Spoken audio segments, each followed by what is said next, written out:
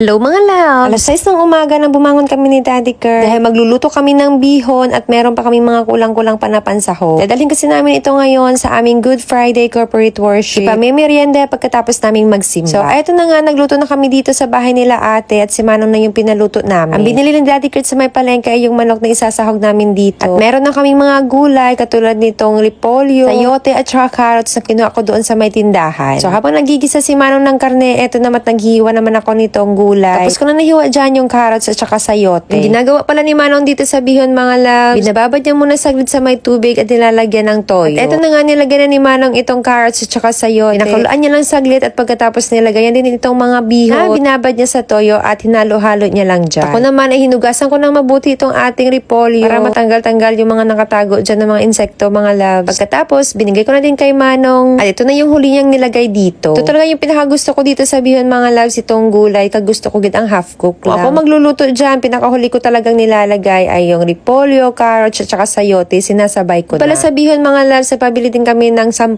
loaf bread. At dadalawa yung nilalagay sa may cellophane. At yung dalawa kong ate at saka si ate Ana yung gumawa. Pumasok naman ako dito sa may tindahan nila ate para kumuha ng 3 pack ng oyster sauce na ilalagay dito ni Manong. Muntik kasi makalimutan mga loves, hakadon niya na tani. Pero nakalimutan niya maglagay ng oyster sauce at saka mantika. Eto, nabalot na lahat ng mga tinapay at nilalagay na ni ate sa isang cellophane. Itong bihon naman, ginapabaho na lang bago ripak. Wala nang gagawin, umuwi ako ng bahay para maligo. At habang nagbibihis ako dyan, nauna nang kumain yung aking mga palangga. Binibilis-bilisan ko na dyan dahil medyo late na kami. Dahil 8 a.m. mag-uumpisa yung simba namin at mag-aalas 8:30 na. Nandito pa kami dahil doon kami natagalan sa pagluto, mga loves. Buti na lang talaga merong mga bukas na tindahan ngayon at nakabili kami ng mga tinapay. So eto, kumain muna ako bago kami umalis. Kasi init na akong tiyan gutom. Dito na namin sinakay lahat sa Pula at bumiyahe na kami papunta ng Barangay Aquino. Dito lang din ito sa aming bayan. Dito kami nagsimba sa may gym dahil sobrang dami namin. Sa sobrang pagmamahal ni Jesus sa atin, namatay siya sa cross para bayaran lahat ng mga kasalanan natin. I am proud to say that Jesus is my Savior. Dahil nagrepent ako, hingi ng tawad at nagpatawad, at inaccept siya sa buhay ko bilang aking Lord at tagapagligtas. Salamat Lord, dahil hindi ko talaga ma-imagine yung buhay namin kung wala ka. So eto mga bandang alas 10:30 na ito ng hapon. Kabangon lang namin dyan ni Daddy Kurt mga loves dahil pagkatapos namin magsimba, pagka-uwi natulog tamo. Dahil ginutom kami, nagluto si Daddy Kurt ng pansit katnut at saka itlog. Crave ako ng bilo-bilo dahil maraming nag-post mga loves tapos wala kami luto. At naghanap ako sa mga kapitbahay. At dito ako napadpad sa aking pinsan. Nakakain ako dyan ng isang baso. Maya lang din, tumawag yung aking kaibigan, nagpadala ng isang Tupperware. Pertigin ka namit mga loves. Nakaubos ako ng isang baso ulit. Bali 2